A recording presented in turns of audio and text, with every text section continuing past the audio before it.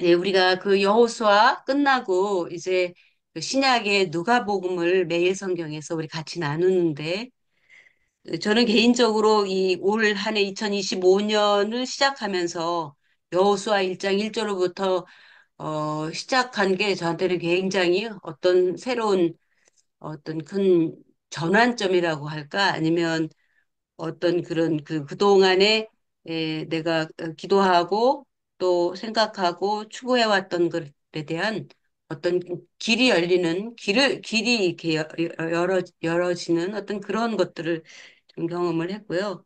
그리고 이게 이제 지속적으로 올 한 해 내가 나아가야 될, 또 우리 공동체와 저와 함께하는 또 여러 공동체들과 같이 나아가야 되는 그런 길이라는 이제 생각이 들었고, 또 여호수아가 끝나고 누가복음을 우리가 같이 또 새롭게 시작하면서 어, 누가복음을 통해서 주시는 또 은혜가 전 굉장히 또 새로 기대가 되고 그동안 내가 봐왔던 복음서 또 그중에서도 누가복음에 대한 새로운 어떤 관점이라고 그럴까?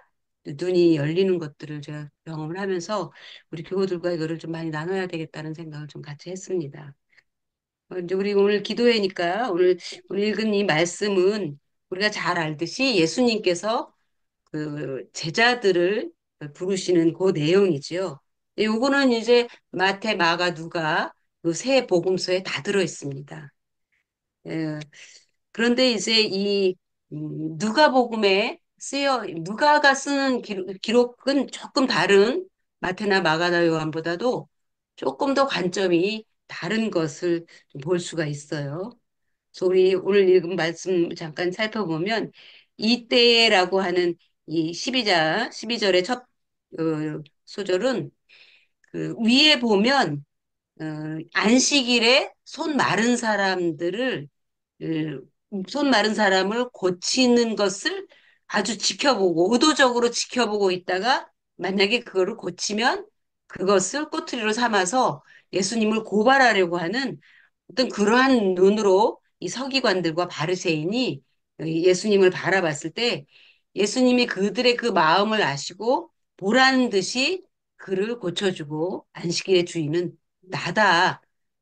자신이라는 것을 알렸을 때 사실 사람들이 예수님을 정말 잡아 죽이려고 했어요. 그러나 이제 백성들도 있고 그렇게 하지 못하고 이제 나왔던 그때를 말하는 거예요. 그때 예수님은 거기에서 나와서 산으로 가신 거예요.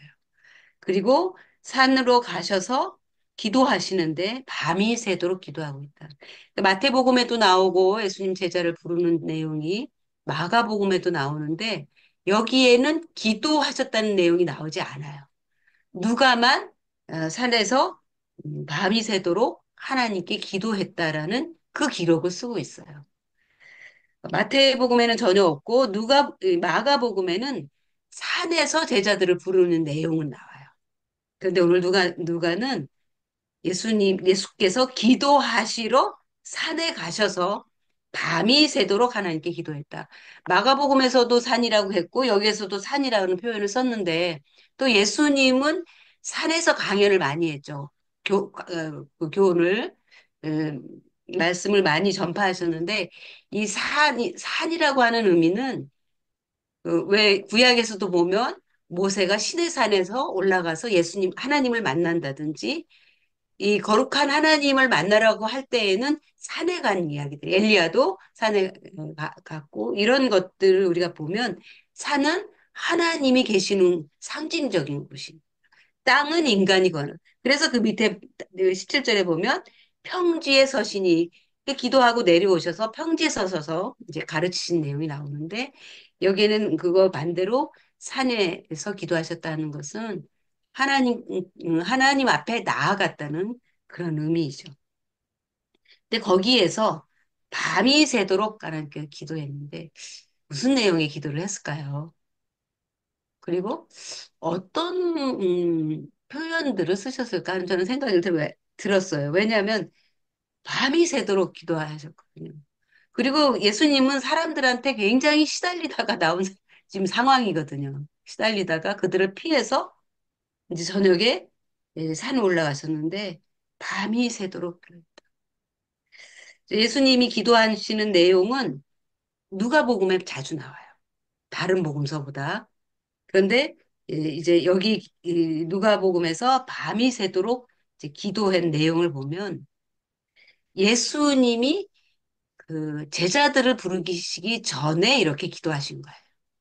다시 말하면 예수님이 제자들을 부르시는데 그 전에 하신 거예요. 그러니까 특별히 이렇게 누가가 밤이 새도록 하나님께 기도했다라고 하는 이 기록은 이 제자의 부르심이 굉장히 중요한 의미가 있고, 그거는 앞으로 우리 교회사에, 기독교사에 굉장히 중요한 계기가 되는 그런 내용이기도 합니다. 그래서 여기에서 예수님은 12제자를 부르시기 전에 이 기도를 했는데, 음, 이 마가복음에 보면 이렇게 돼 있어요. 또 산에 오르사 자기가 원하는 자들을 부르시니 나온지라. 마가복음에는 자기가 원하는 사람을 불렀다고 했어요.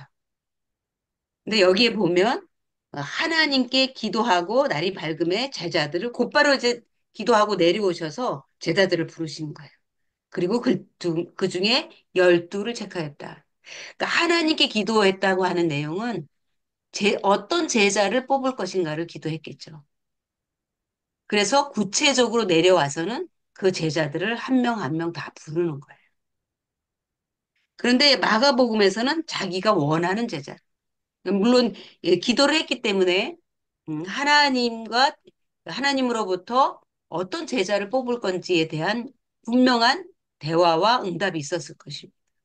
근데 그거를 마가는 뭐라고 표현했냐면 자기가 원하는.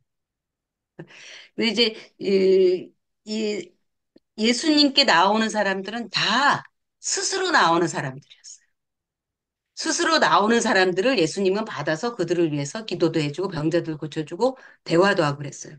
그런데 12제자는 주님께서 자기가 원하시는 사람을 구했다고 그랬어요.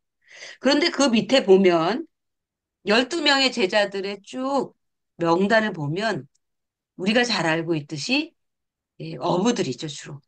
어부들이고 세리들이고. 그러니까 여기에는 그렇게 우리가 잘 알만한 그런 이렇게 뭐라 그럴까 그 시대에 존경받는 어떤 그런 사람들은 한 명도 없는 거예요. 다 이 평범한 사람들, 제자들이고 그 어부들이고 세리들이고 또 그냥 평범한 일을 하는 사람들이. 그렇게 사람들의 눈에 띄는 존경받는 사람들이. 그러면 예수님이 하나님께 그토록 기도하고 왜 이런 사람들을 부르셨을까?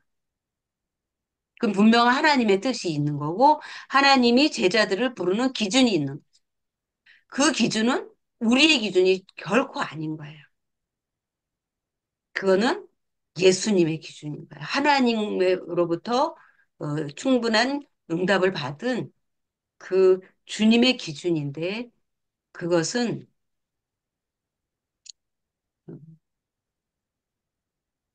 그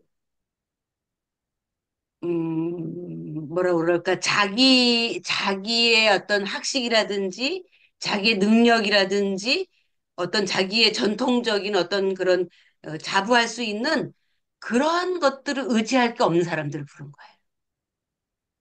다시 말하면 쉽게 예수님이 말씀하시는 것을 쉽게 자기의 것을 버리고 받아들일 수 있는 사람. 그러니까 은혜를 받을 수 있는 사람들. 그러니까 반대로 바리새인들이나 서기관들은 너무 강력한 자기의 전통이 있는 거예요. 자기가 지켜야 될, 고수해야 될 것들이 있는 거예요. 신앙적인 것도 있고, 사회적인 지위도 있고, 자기가 가지고 있는 기득권이나 입지가 있는 거예요. 그래서 예수님이 말씀하시는 것을 못 받아들이는 거예요. 자기 걸 못 버리니까. 그런데 이 평범한 사람들은 언제든지 예수님이 말씀하실 때 자기의 것을 버리고 예수님의 것을 받아들일 수 있는 이 은혜를 받을 수 있는 그러한 사람들. 하나님의 능력을 입어서 일할 사람들. 자기의 것을 하지 않는. 그래서 이 하나님 나라를 위해서 자기 의지로가 아니라 하나님의 은혜를 의지해서 할 사람들. 그래서 예수님의 그 기쁘신 그 뜻과 은혜가 기준인 거지 세상의 기준이 아니라. 그러면 저는 좀 우리가 의아하게 생각할 게 있어요. 우리는 교계에서 유능한 사람들을 많이 찾아요. 그런 사람들을 자기 교회에 또 이제 목회자로 모시기도 하고 항상 그게 더 이제 외국에서 얼마나 공부했느냐, 무슨 학위가 있느냐, 얼마나 경력을 쌓았느냐 이런 거 많은데 이게 맞는가? 그런 생각을 참 하게 돼요. 그래서 저는 누가복음을 읽으면서 이런 부분에 참 많은 의문점을 이제 갖게 되죠. 음, 주의 종이라고 하는 사람들, 하나님의 일을 할 사람들은 하나님의 일을 전해야 되는 사람이기 때문에 자기의 의지를 강력하게 붙드는 사람이면 안 된다. 그런데 이거는 단순히 제자들만은 아니에요. 우리 모두가 다 자기의 것을 내려놓고 주님의 것을 받아들여서 그것을 거기에 순종할 때에 하나님의 역사가 일어나요. 그래서 여기에서 이제 사도라고 하는 우리 사도 집사님이 계시는데 아포 아포스톨로스라고 하는 저 사도는 네, 이 특별히 사명을 주어서 파송한 자예요. 그래서 우리 사도 집사님을 제가 아 하나님께서 특별한 사명을 주어서 파송하신 분이구나 우리 교회에 그렇게 생각을 하고 있어요. 그래서 우리 교회에 참 하나님이 보내신 너무 소중한 분이 계셔서 제가 얼마나 든든한지 몰라요. 근데 정말 그런 것 같아요. 제가 시간이 지났어요.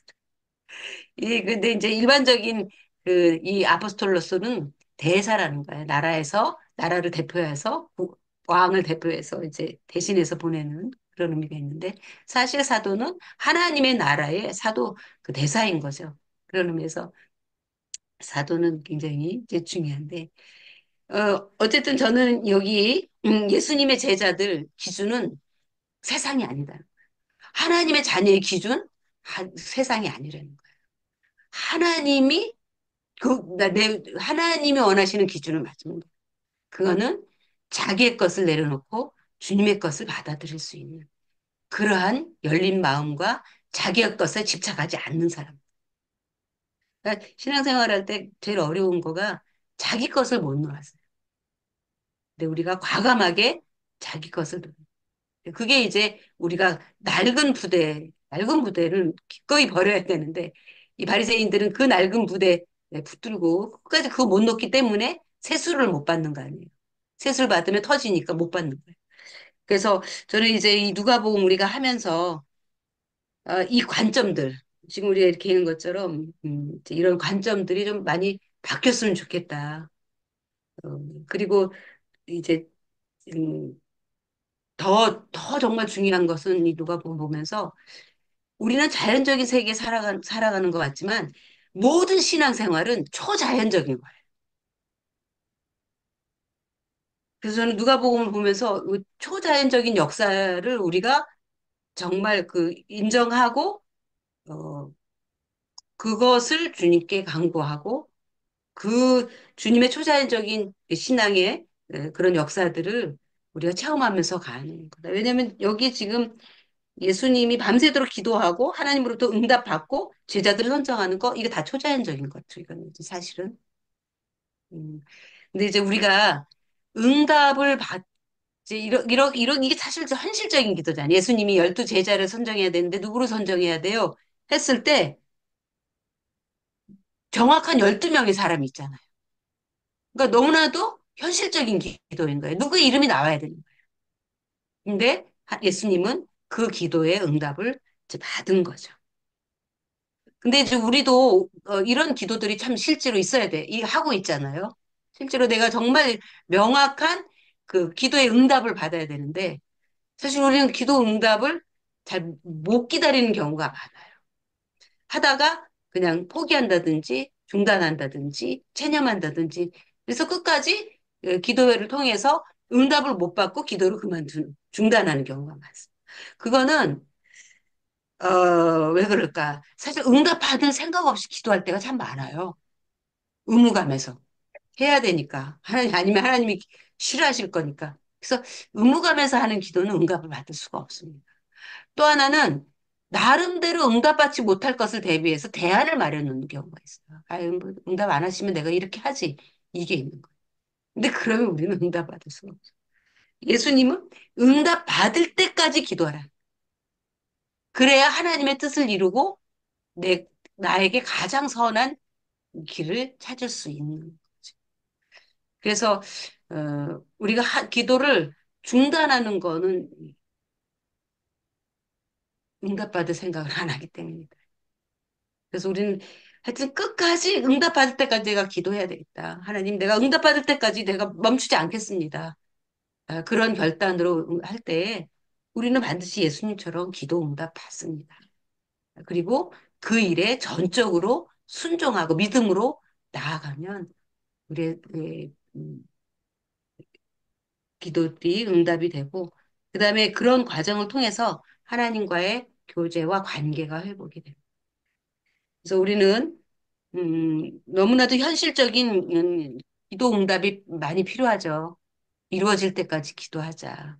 그리고 그런 과정에서 하나님과의 교제가 이루어지고 하나님과의 관계가 회복이 되어서 주님께서 무엇을 나한테 응답을 주시는지, 뭘 원하시는지를 우리가 더 분명하게 알게 되는 거죠. 그게 더 큰 힘입니다. 그래서 기도가 끝나면 우리는 힘을 얻게 되고 담대하게 예, 응답을 받고 그 길로 나아가게 되는 거죠. 또한 우리는 주님이 이 기준으로 삼는 것, 내 거를 붙드는 게 아니라 주님의 뜻을 붙들고 가는 그러한 기준에 맞는 사람이 되자. 바리새인들처럼 자기 전통 지키느라고 자기를 못 버려서 새로운 것을 못 받아들이는 그러한 믿음이 아니라 언제든지 주님이 말씀하시면 내 것을 버리고 주님의 은혜를 따를 수 있는 제자들과 같은 그러한 성품과 신앙으로 나아갔으면 좋겠습니다. 우리 같이 기도하겠습니다.